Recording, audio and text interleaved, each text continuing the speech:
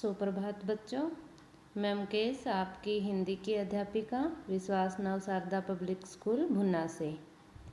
पिछली वीडियो में हमने व्याकरण का पहला पाठ भाषा, लिपि और व्याकरण का पठन किया। इस पाठ में हमने भाषा किसे कहते हैं, भाषा के कितने रूप हैं, मातृभाषा क्या होती है, राष्ट्रभाषा क्या होती है और राजभाषा क्या होती है, इनके बारे में पढ़ा।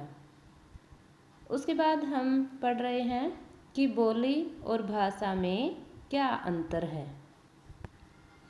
मुझे आशा है कि आपको पीछे जो पठन करवाया गया है भाषा के बारे में, राजभाषा के बारे में, राष्ट्रभाषा के बारे में, वो सब समझ आ गया होगा। तो आज हम करेंगे बोली और भाषा में अंतर। बोली और भाषा के अंतर को हम यूँ समझ सकते हैं। बोली यह मुख्यतः बोलचाल के काम आती है। भाषा यह बोलचाल के साथ साथ प्रमाणिक लेखन के भी काम आती है। नंबर 2 है इसकी लिपि आवश्यक नहीं, कि जो बोली है उसकी लिपि आवश्यक नहीं है। भाषा इसकी लिपि अवश्य होती है। इसका व्याकरण सुनिश्चित नहीं होता। जो बोली है उसका व्याकरण सुनिश्चित नहीं होता, कि व्याकरण के जो नियम होते हैं वो बोली में निश्चित नहीं होते और भाषा में व्याकरण के जो नियम होते हैं वो निश्चित होते हैं। इसमें प्रामाणिक साहित्य नहीं होता, जैसे गढ़वाली, राजस्थानी या बुंदेली के प्रामाणिक ग्रंथ के समान है। इसका प्रमाणिक साहित्य होता है निराला, प्रसाद, प्रेमचंद, कबीर, तुलसी हिंदी के प्रमाणिक रचनाकार हैं, कि ये हिंदी के प्रमुख कवि हैं जिन्होंने अपना साहित्य लिखा। बोली भाषा का आरंभिक रूप है और भाषा बोली का विकसित, परिमार्जित और मानक रूप है। इसका क्षेत्र बहुत सीमित होता है। जो बोली है उसका क्षेत्र सीमित होता है, जैसे हरियाणवी केवल हरियाणा तक ही सीमित है। इसका क्षेत्र विस्तृत होता है, कि ये बड़े क्षेत्र में बोली जाती है, जैसे हिंदी भारत में ही नहीं भारत के बाहर भी फैल रही है। बोली को शिक्षा, प्रशासन, जनसंचार और संविधान में मान्यता प्राप्त नहीं होती। भाषा शिक्षा, प्रशासन, जनसंचार का साधन होने के साथ साथ संविधान में भी मान्य होती है। इसके बाद है लिपि। मौखिक भाषा को जिन चिन्हों और अंकों द्वारा लिखा जाता है उन्हें लिपि कहते हैं। तो यहाँ एक हमारा प्रश्न बन रहा है, लिपि किसे कहते हैं? तो उसका उत्तर है मौखिक भाषा को जिन चिन्हों और अंकों द्वारा लिखा जाता है उन्हें लिपि कहते हैं। प्रत्येक भाषा की एक लिपि होती है। हिंदी की लिपि देवनागरी के नाम से जानी जाती है, कि जो हिंदी भाषा है हमारी उसकी लिपि देवनागरी है। इसे नागरी लिपि भी कहते हैं। देवनागरी लिपि का दूसरा नाम क्या है? नागरी लिपि। इसके अतिरिक्त संस्कृत, डोगरी, नेपाली, बोडो, मराठी, कोंकणी और संथाली भाषाएं भी देवनागरी में लिखी जाती हैं। अन्य भारतीय भाषाओं की लिपियों के नाम तथा रूप इस प्रकार हैं। प्रमुख भारतीय भाषाएं और उनकी लिपियां। ये इधर भाषाओं के नाम दिए गए हैं जो हमारे संविधान में 22 भाषाओं को मान्यता प्राप्त है, उन 22 भाषाओं के नाम हैं। और ये इन भाषाओं की लिपियों के नाम हैं, कि कौन सी भाषा की कौन सी लिपि है, और इनके लिखने के तरीके उदाहरण भी दिए गए हैं। विविध भाषाएं। विविध मीन्स अलग अलग प्रकार की भाषाएं। भारत में अनेक भाषाएं बोली जाती हैं। भारत में अनेक भाषाएं बोली जाती हैं। संविधान में 22 भाषाओं को मान्यता दी गई है।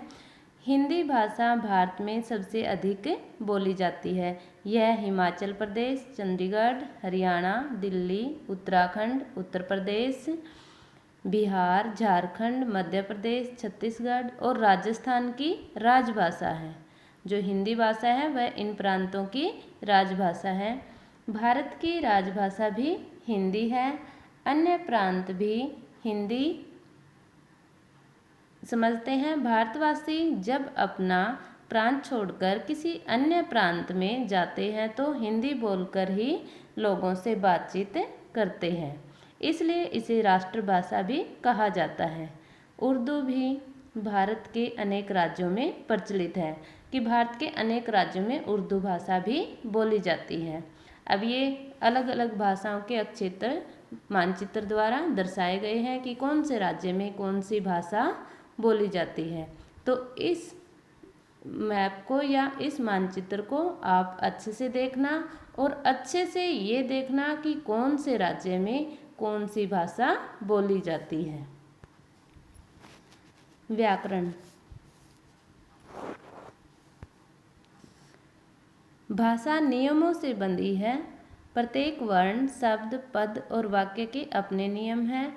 इन नियमों का ज्ञान कराने वाला शास्त्र व्याकरण कहलाता है कि जो भाषा है वो नियमों से बंधी हुई है और प्रत्येक वर्ण, शब्द, पद और वाक्य के अपने सबके अलग अलग नियम हैं। इन नियमों का ज्ञान कराने वाले शास्त्र को ही व्याकरण कहते हैं। अब हमारा एक प्रश्न यहाँ बन गया कि व्याकरण किसे कहते हैं, तो इसकी ये परिभाषा है, भाषा के नियमों का शास्त्र व्याकरण कहलाता है। व्याकरण के 4 अंग हैं। पहला है वर्ण, फिर शब्द, फिर पद और वाक्य। वह छोटे से छोटा ध्वनि चिन्ह जिसके टुकड़े नहीं किए जा सकते वर्ण कहलाता है। इसके अंतर्गत स्वर व्यंजन के उच्चारण तथा लेखन पर विचार किया जाता है। शब्द वर्णों के मेल से बने अर्थवान और स्वतंत्र समूह को शब्द कहते हैं। इसमें संज्ञा, सर्वनाम, पर्यायवाची, विलोम, संधि, समास आदि पर विचार किया जाता है। पद वाक्य में प्रयोग होने के योग्य शब्द को पद कहते हैं। इसके अंतर्गत कर्ता, कर्म आदि कारकों और पदबंधों पर विचार किया जाता है।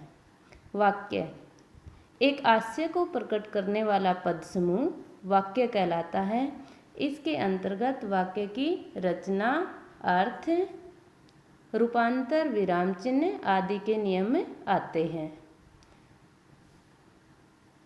अब हमने जो इस पाठ में पढ़ा है उसका कुछ भाग, कुछ अंश यहाँ दिया गया है। भाषा बोलकर और लिखकर प्रकट की जाती है कि भाषा के 2 रूप कौन कौन से हैं, मौखिक और लिखित। मौखिक को बोलकर और लिखित को हम लिखकर प्रकट करते हैं। हिंदी भारत की राजभाषा है। यह अनेक प्रांतों की राजभाषा है। मौखिक भाषा को लिखने का साधन लिपि है। हिंदी की लिपि देवनागरी है। व्याकरण भाषा के नियमों का शास्त्र है।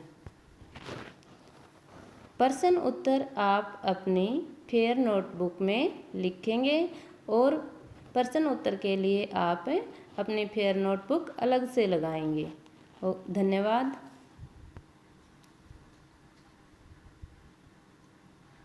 अभ्यास कार्य में निम्नलिखित प्रश्नों के उत्तर 4 विकल्पों में दीजिए।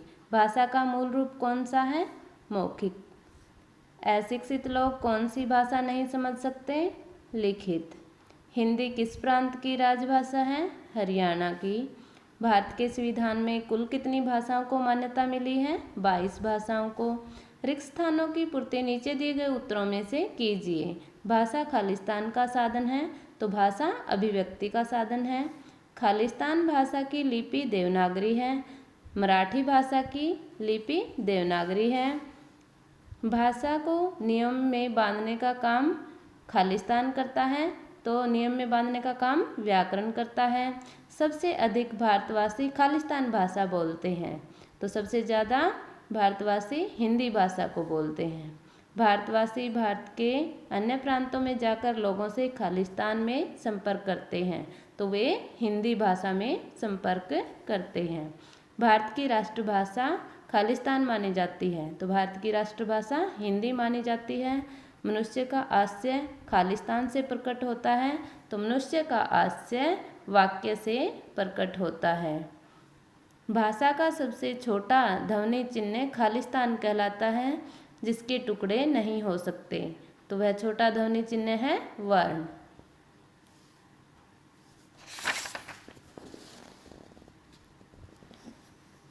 नीचे कुछ भाषाएं और उनकी लिपियां दी गई हैं, रेखा खींचकर इनका मिलान कीजिए। तो उर्दू की लिपि है फारसी, असमिया की असमिया, बांग्ला की बंगाली, पंजाबी की लिपि है गुरुमुखी। वर्ग में आई लिपियों को लाल रंग से भरिए और भाषाओं को हरे रंग से।